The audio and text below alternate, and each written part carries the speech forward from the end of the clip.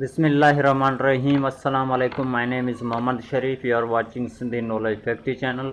असीं अॼु हिन क्लास में फ्यूचर टेंस जी एक्सरसाइज कंदासीं, यानी कि असीं फ्यूचर टेंस में जेको कुझु पैसे वाइज़ में पढ़ियोसीं इन जे मुतलिक़ हिकु एक्सरसाइज कंदासीं। ऐं हिन एक्सरसाइज में अव्हांखे हिकु हिंट ॾींदो हलंदुसि, हिकु ट्रिक ॾींदो हलंदुसि। जे हिंट खे अव्हां फॉलो कंदे कंहिं बि एग्ज़ामिनेशन हॉल में हुजो, टेस्ट में हुजो, जेकॾहिं अव्हां वटि फ्यूचर टेंस में पैसिवाइज़ जो को बि क्वेश्चन अची वञे थो त अव्हां बिना कंहिं ट्रांसलेशन जे, बिना कंहिं सोचण सम्झण जे अव्हां बिल्कुलु घटि टाइम में अव्हां पंहिंजो जवाबु सही लिखी अची वेंदव। जी गारंटी सां अव्हां पंहिंजो जेको जवाबु हूंदो उहो सही लिखी अची वेंदव। इहो हिकु हिंट ॾींदुसि जेको हिन क्लास में ई। लेकिन हिन क्लास खे स्टार्ट करण खां पहिरीं मुंहिंजी हिकु रिक्वेस्ट आहे, जेकॾहिं अव्हां असांजे चैनल खे अञा ताईं नाहे सब्सक्राइब कयो त हींअर ई सब्सक्राइब करे छॾियो ऐं साथ ई बेल आइकन वारे बटन ते क्लिक करियो त जीअं अव्हांखे असांजी नेक्स्ट अचण वारी वीडियो जो नोटिफिकेशन मिली सघे। हाणे ॻाल्हि करियूं था फ्यूचर टेंस जी। फ्यूचर टेंस में असीं सिर्फ़ु 2 टेंस पढ़ियासीं, यानी कि फ्यूचर इंडेफिनाइट टेंस ऐं फ्यूचर परफेक्ट टेंस। इन जा असीं 2 टेंसनि जा पैसिवाइज़ कयासीं ऐं हीअ एक्सरसाइज इन 2 टेंसनि ते ई हूंदी। त स्टार्ट कंदा आहियूं। फ्यूचर टेंस में असां वटि सभ खां पहिरीं हिकु एक्टिवाइज़ जो क्वेश्चन आहे, they will have played cricket.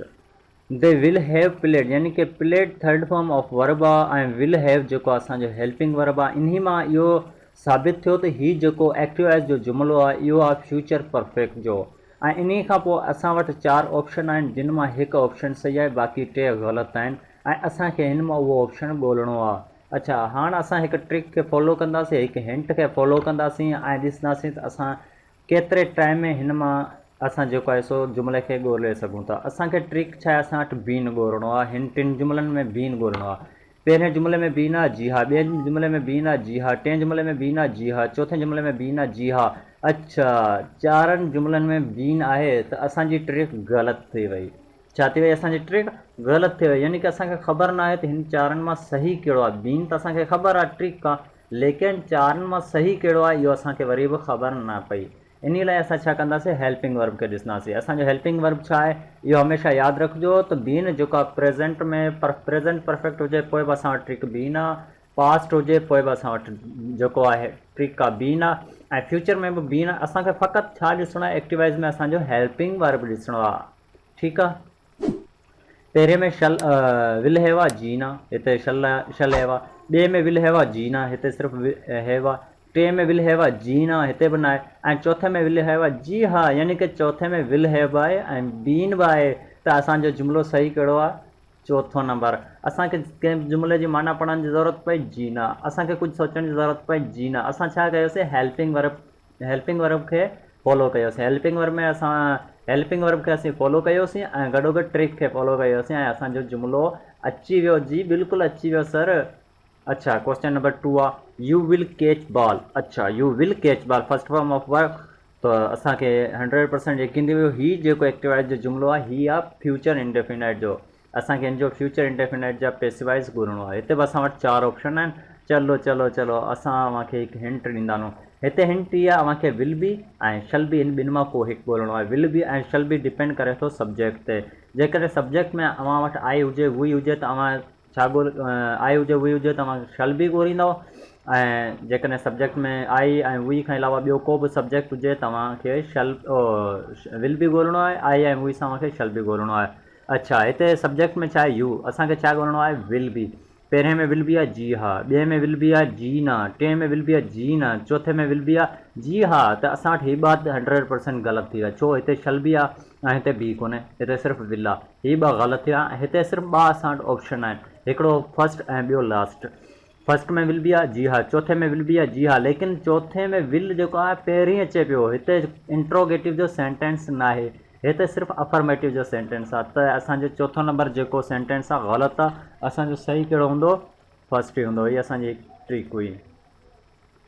Question number 3, Asad will not Palak flowers. Asad will not Palak flowers interrogative जो असद विल नॉट पलक फ्लावर्स ये असां नेगेटिव जो फ्यूचर इंडेफिनाइट जो सेंटेंस आहे, लेकिन नेगेटिव में आहे। असां वटि 4 ऑप्शन आहिनि। असांजी ट्रिक कहिड़ी आहे? ट्रिक आहे विल बी या शल बी। हिन मां असांखे छा ॻोल्हणो आहे? हिते हिन 4 मां असांखे ॻोल्हणो आहे विल बी या शल बी, लेकिन नेगेटिव में। पहिरें में विल बी आहे जी हा, लेकिन नाट न आहे, असांजो ग़लति थी वियो। ॿिए में विल बी आहे जी हा, टे में विल बी आहे जी हा, चौथे में विल बी नाट आहे जी हा। त असां वटि टे ऑप्शन आहिनि, टिनि में विल बी आहे ऐं नाट बि आहे। हाणे असांखे कीअं ख़बर पवंदी त हिन टिनि मां जेको असांजो जुमिलो सही कहिड़ो आहे। अच्छा, इन खां पोइ असां छा फॉलो कंदासीं, असीं फॉलो कंदासीं रूल। असीं छा फॉलो कंदासीं, रूल, यानी कि असांखे फॉर्मेशन खे ॾिसणो आहे। असांखे छा ॾिसणो आहे, फॉर्मेशन ॾिसणी आहे। फॉर्मेशन असांखे छा चवंदी आहे, फॉर्मेशन असांखे चवे थी त विल बी ऐं विल बी जे दरमियान नाट हुजे, यानी कि नाट हिते हुजे। विल बी जे दरमियान नाट हूंदो त असांजो जुमिलो सही हूंदो, इहो असांखे फॉर्मेशन ॿुधाए थी। अच्छा अच्छा अच्छा सर, ख़बर पइजी वई। पहिरें में विल बी जे दरमियान नाट आहे जी न, हीअ बि ग़लति आहे। ॿिए में विल बी जे दरमियान नाट आहे जी न, हीअ बि ग़लति आहे। टे में विल बी जे दरमियान आहे जी हा। त असांजो जेको जुमिलो सही आहे उहो आहे लास्ट वारो। ॾिसो, अव्हांखे हिकु तव्हांखे हिंट मिली, ॿियो अव्हांखे नेगेटिव जो कॉन्सेप्ट बि क्लियर थी वियो। उमेद करियूं था तव्हांखे हीअ एक्सरसाइज़ पसंदि आई हूंदी। हाणे एक्सरसाइज़ नंबर 2 ॾानूं था। एक्सरसाइज़ नंबर 2 में असीं कुझु एग्ज़ाम्पल करियूं था जिन सां मुंहिंजो माइंड ओपन थी वेंदो। हीअ असांजा सिर्फ़ु प्रैक्टिकली कुझु एग्ज़ाम्पल आहिनि। पहिरियों एक्टिवाइज़ जो आई विल प्लेड क्रिकेट, इन जो पैसिवाइज़ थींदो cricket will be played by me. ॿियो आहे you will not buy flower, flowers will not be bought by you. Ahmad will have broken computer, a computer will have been broken by Ahmad. Will he drive car, will car be driven by him. Will they have killed cat, will a cat have been killed by them.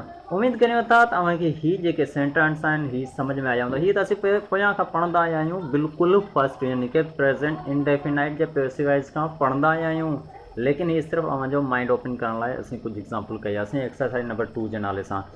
उमेद करियूं था त अव्हांखे असांजी hint पसंदि आई हूंदी। हिन hint जी मदद सां अव्हां कंहिं बि एग्ज़ामिनेशन हॉल में 100% अव्हां जेके जुमिला आहिनि सही कराईंदो ऐं घटि टाइम में कराईंदो। अव्हांखे माना अचे न अचे, लेकिन अव्हांजो जुमिलो सही हूंदो। इंशाल्लाह असीं हाणे नेक्स्ट क्लास में मिलंदासीं। तेसि ताईं ख़ुदा हाफ़िज़। सिंध बारा जियन सिंधी टोपी अज घट बारा जियन इहा सिंध नदी रीता सिक भरी प्रीता